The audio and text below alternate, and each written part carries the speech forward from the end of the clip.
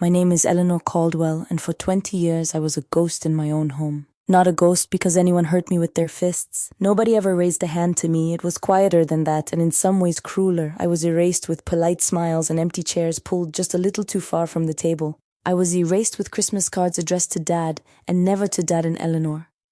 I was erased so slowly and so carefully that for a long time I told myself I was imagining it. I wasn't imagining it, I know that now. I was 41 years old when I met Walter Caldwell. I taught 4th grade at a public elementary school in a small town outside Columbus, Ohio, the kind of town where everybody knew whose car was whose and whose marriage was in trouble before the people in it did. I had been divorced for 6 years by then. No children of my own, a fact that would later be used against me in ways I never could have predicted, and I had made a quiet peace with the idea that my life would be full of other people's children. The 26 9-year-olds who passed through my classroom every September and left every June, and that would be enough. Walter was a cardiologist, 53 years old when we met, widowed 3 years earlier after his wife Diane died of ovarian cancer. He had 2 grown children, Bradley, 26 at the time, already working at his father's old golf buddy's investment firm, and Vanessa, 23, finishing a graduate degree in art history. I met Walter at a fundraiser for the elementary school's music program. He'd come because a colleague dragged him. I'd come because I'd organized the silent auction. He bid on a homemade lasagna dinner I'd donated, and when he won it, he asked with an awkwardness that I would come to find utterly endearing over the next 2 decades, whether I would be willing to actually cook it or whether he just won a coupon. I cooked it, he ate 2 helpings. That was that. I want to be honest with you because if you've lived any version of what I lived, you know that honesty is the only thing that makes these stories worth telling. I did not fall in love with Walter Caldwell's money. I want to say that clearly once at the start, so you understand exactly what I was up against for the next 20 years because the accusation followed me long after the reason for it should have died. I fell in love with a man who cried unashamed in my kitchen 4 months after we started dating because his daughter had called him from her dorm room to say she'd found one of her mother's cardigans in a box in the garage and didn't know what to do with the grief that came up in her like a wave. I fell in love with a man who still wore his wedding ring for a year after we met, and I never once asked him to take it off. Because I understood that loving someone who has lost someone means loving all of who they are, including the parts that are still grieving. Bradley and Vanessa did not see any of that. What they saw was a school teacher 11 years younger than their father, moving into the house their mother had decorated, sitting in the chair their mother used to sit in, laughing at their father's jokes in a kitchen that still smelled faintly if you knew where to look, like Diane's rosemary bread. I understand it now in a way I could not understand it at 39 and 41 and 45. Grief makes monsters out of grief. It wasn't really me they hated. It was the fact that their father's life had kept moving after their mother's had stopped, and I was standing at the center of that unbearable, ordinary fact that people live on, that hearts mend even when we don't want them to. That love finds new places to grow, even in soil that should by all rights still be too raw. But understanding it now doesn't erase what it felt like then. At our wedding, small 40 guests in the backyard of Walter's house because he couldn't bear a church wedding again. Bradley gave a toast. He raised his glass, looked at me with a smile so practiced I almost believed it, and said, "To Dad who's always been generous, sometimes to a fault." Everyone laughed, uncomfortable, unsure if it was a joke. I laughed too. I had learned even then, 3 months into knowing these 2 people who would define so much of my adult life, that the safest thing to do with their cruelty was to treat it like weather. You didn't argue with rain. You just found an umbrella and kept walking. Vanessa didn't come to the wedding at all. She sent a card. It said, "Congratulations to you both. I hope you know what you're doing." I kept that card in a drawer for years, not sure why, until one day I understood I kept it because it was proof. Proof that from the very first day before I had done a single unkind thing to either of them, before I had asked for a single dollar or a single favor or a single ounce of their father's attention that wasn't freely given. I had already been convicted. Gold digger. That was the term Bradley used once at a Thanksgiving when he'd had too much wine and thought I was upstairs. I heard it through the floor vent in the guest room. "How long do you think it'll take her to get the house signed over?" he said to his sister. And I remember sitting on the edge of that guest bed with my hand pressed flat against my chest, like I could hold my own heart in place, because it felt in that moment like it might actually fall out of me. I never told Walter what I heard. That was perhaps my first real mistake. I thought I was protecting him. I thought I was being the bigger person. What I was actually doing, though I couldn't see it then, was building the first brick in a wall of silence that would stand between his children and the truth of who I was for the next 2 decades. I stayed anyway. Not because I was weak and not because I didn't have other options. I had my own income, my own savings, my own name on nothing that Walter didn't insist on adding it to over my own protests more than once. I stayed because I loved him. I stayed because I believed with the stubborn, maybe foolish hope of a woman who has already lost one marriage and doesn't intend to lose another. That time would soften what grief had hardened. I was wrong about that, but it would take me 20 years to understand exactly how wrong. If you have never been a stepmother, I want you to understand something about the particular kind of loneliness it carries. It isn't loud. Nobody slams a door in your face. Nobody tells you to leave. It is quieter and slower than that, and it finds you in the smallest places: the empty chair, the group photo you're cropped out of, the just family gathering you find out about after it's already happened. For 20 years, that was my life inside the Caldwell family. I remember the first Christmas 4 months after the wedding, when Vanessa brought her boyfriend at the time, a serious young man named Theo, who to his credit tried very hard to make conversation with me while everyone else in the room performed an elaborate choreography of looking anywhere but at me. I remember handing out presents. I had spent weeks choosing a first edition art history book for Vanessa, cufflinks engraved with his father's old fraternity letters for Bradley. Because Walter had mentioned once offhand how much that fraternity had meant to him, and watching both of them open their gifts with the same flat, polite thank you you'd give a stranger at a white elephant exchange. Neither of them ever got me a gift, not once in 20 years. Walter noticed every year, and every year I told him it didn't matter. Don't make a thing of it. And every year a small crack formed somewhere inside me that I patched over with the same plaster. It's fine, it's fine, it's fine. It was not fine, but I didn't have the language for that yet. There were the birthdays I wasn't invited to, not Walter's children's birthdays, which I always attended, gift in hand, warm smile fixed in place, but the family gatherings that happened around them, just the 4 of us dinners that I'd hear about afterward from Walter, who would come home looking sheepish and small, a man caught between the 2 halves of his heart.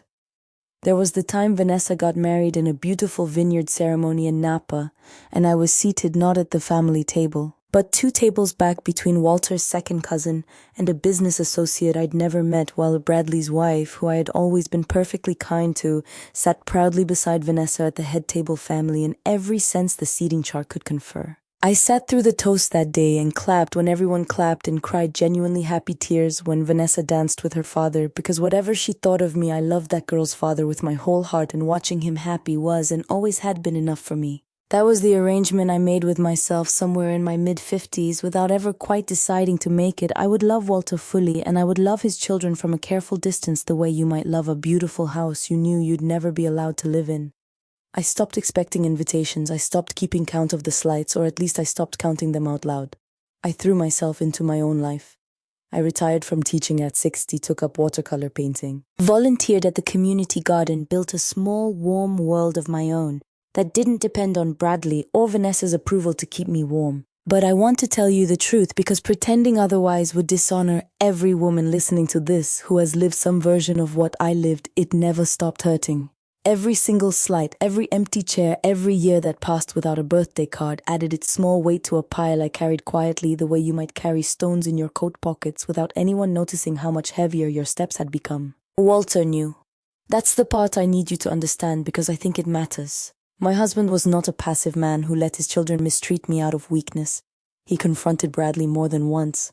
I remember one call, Walter's voice low and furious in a way I rarely heard from him, saying, "She is my wife. She has been my wife for 15 years.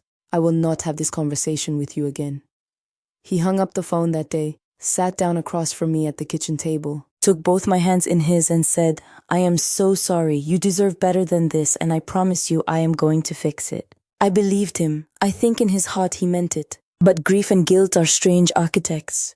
Walter carried his own guilt for loving again, guilt for the years his children spent without their mother, while he built a new life, guilt he never fully worked through even in the 2 decades we had together. And that guilt made him softer with Bradley and Vanessa than he ever should have been. He gave them the benefit of every doubt. He explained away their coldness as grief that takes time. He believed until the very end that if he just loved everyone hard enough for long enough, the wound at the center of his family would eventually close. It never did.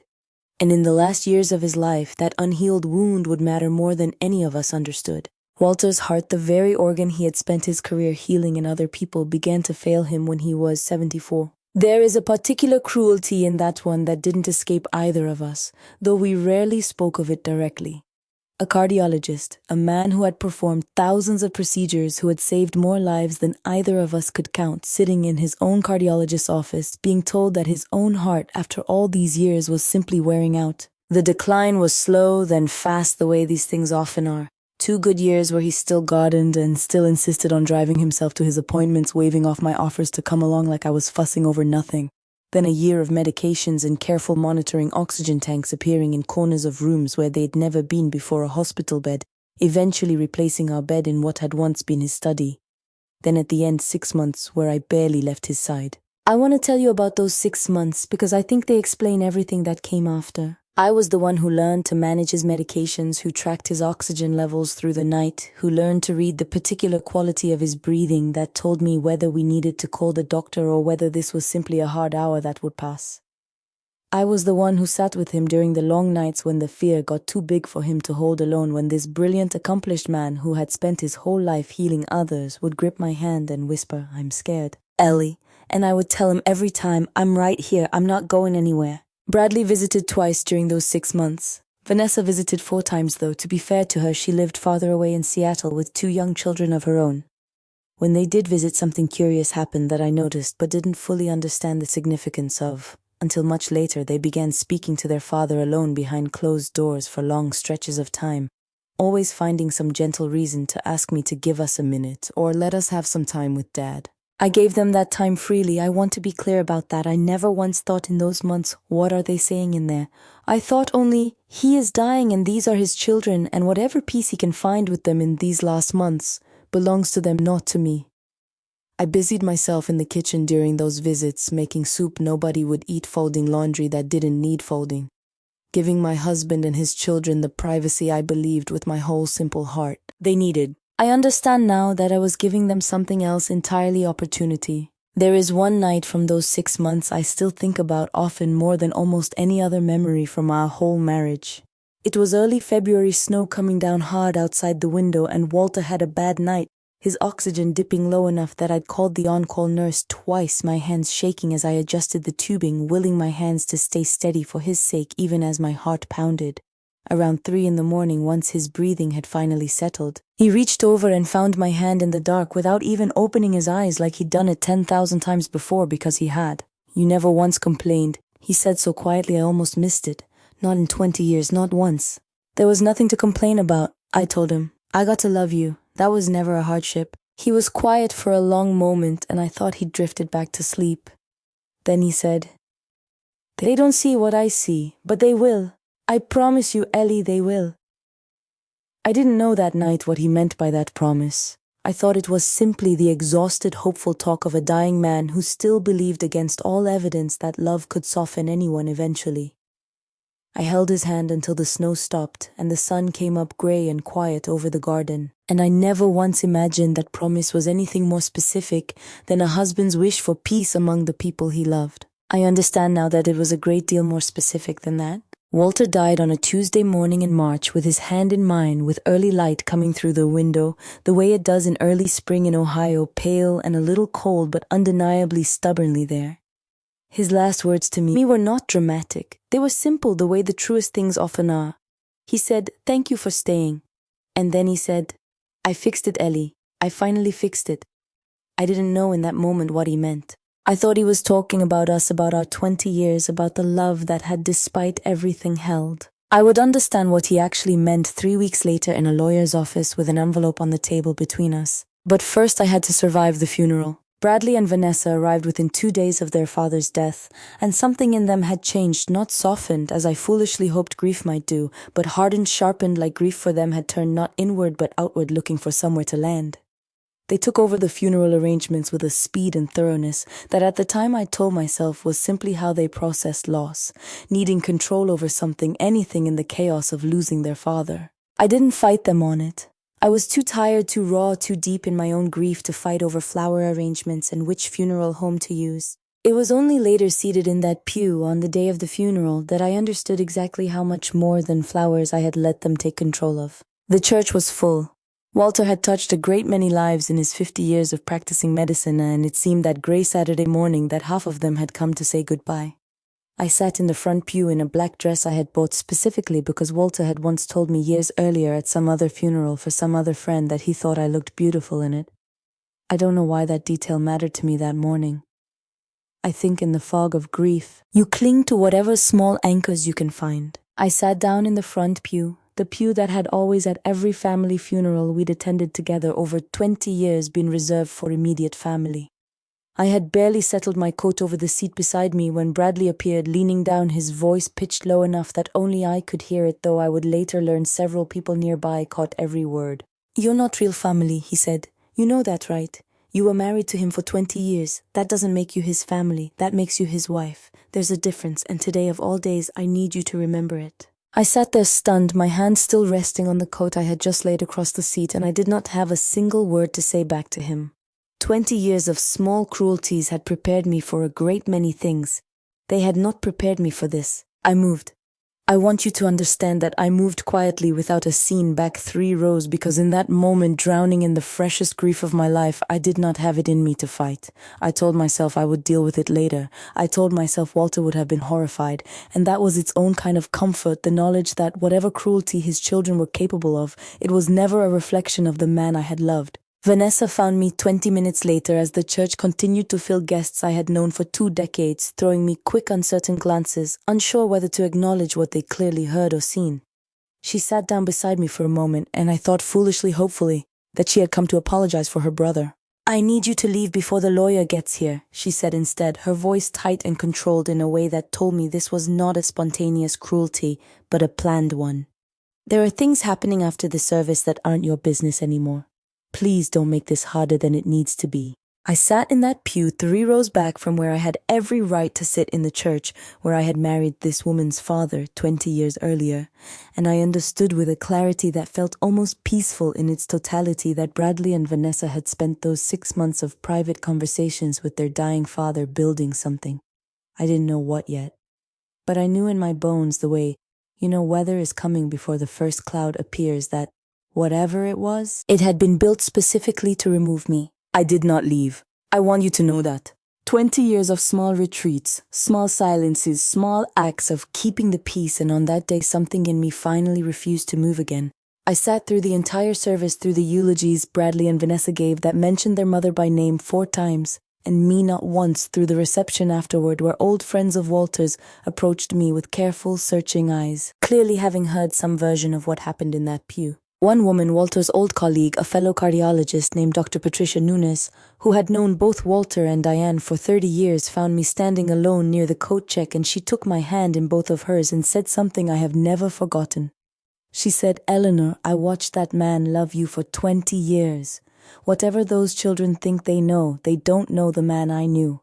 Don't you let them rewrite him."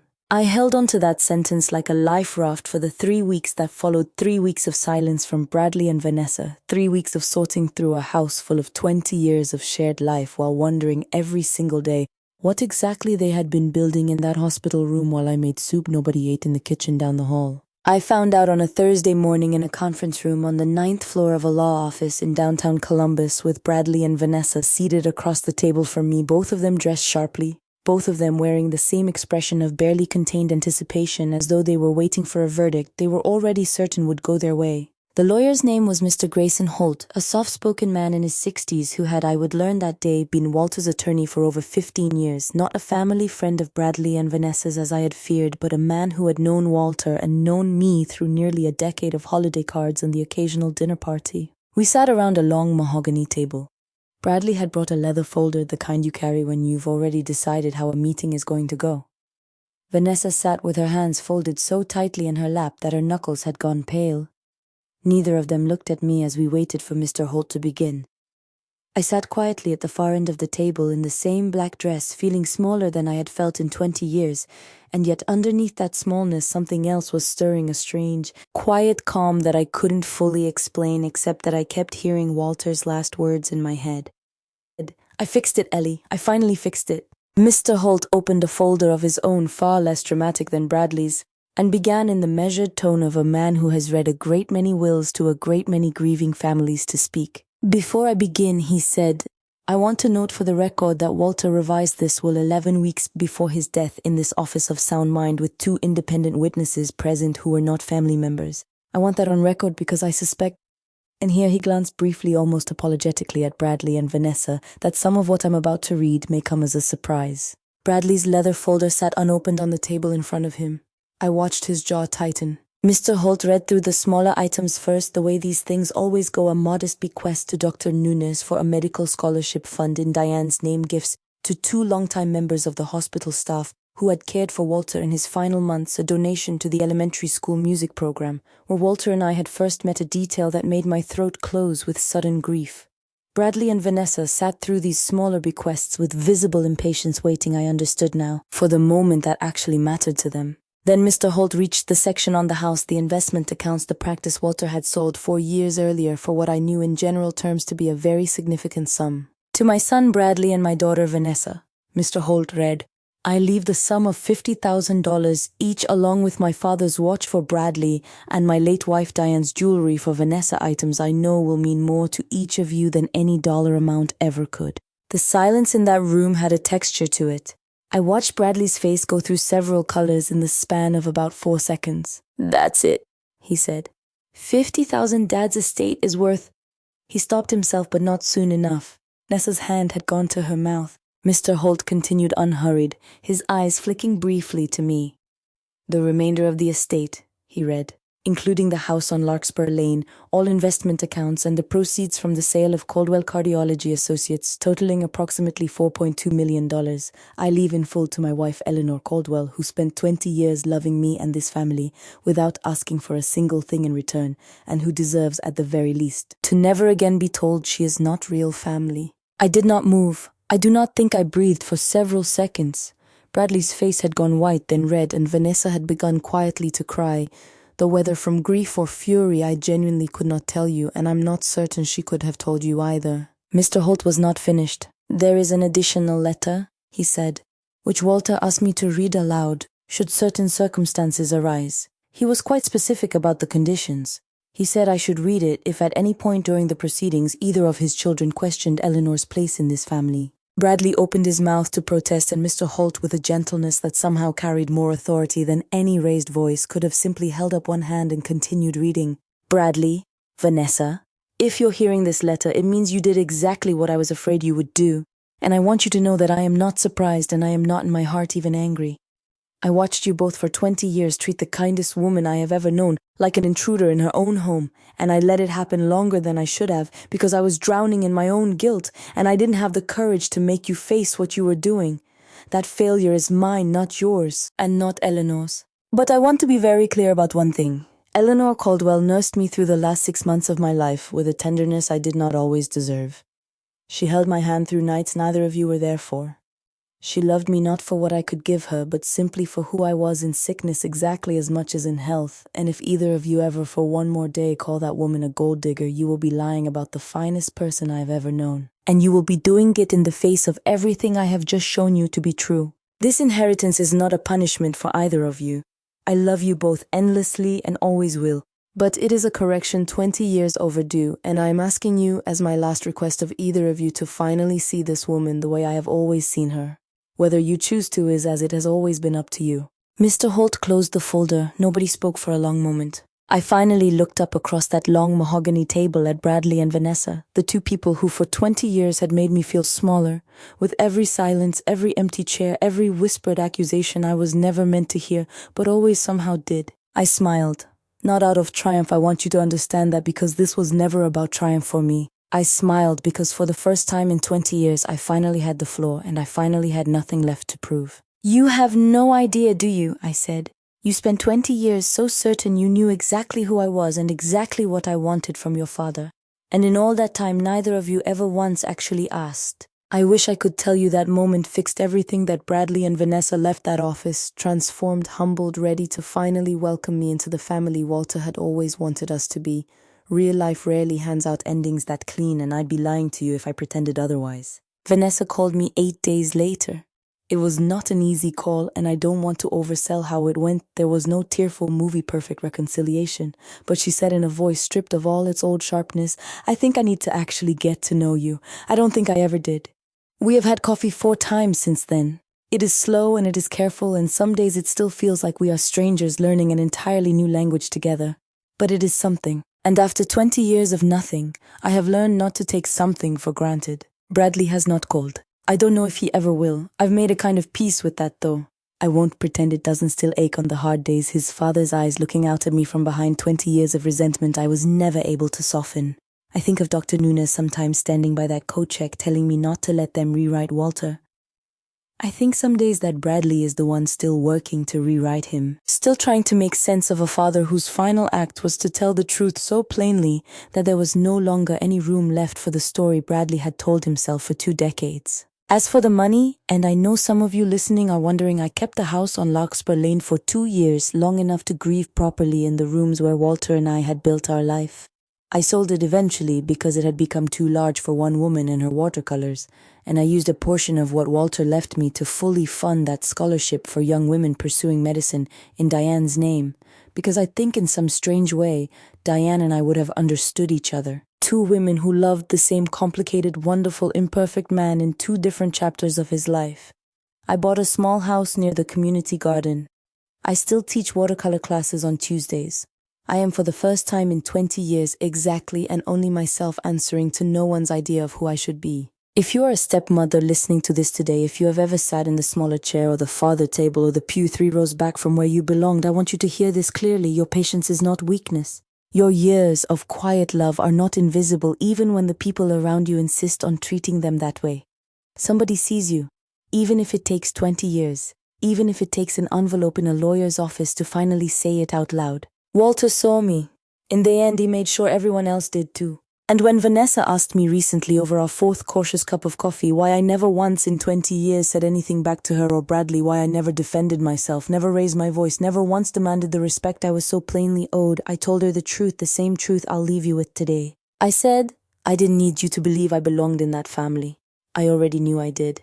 I was just waiting for the day you'd finally figure it out too. She didn't have an answer for that. But for the first time in 20 years, she didn't need one.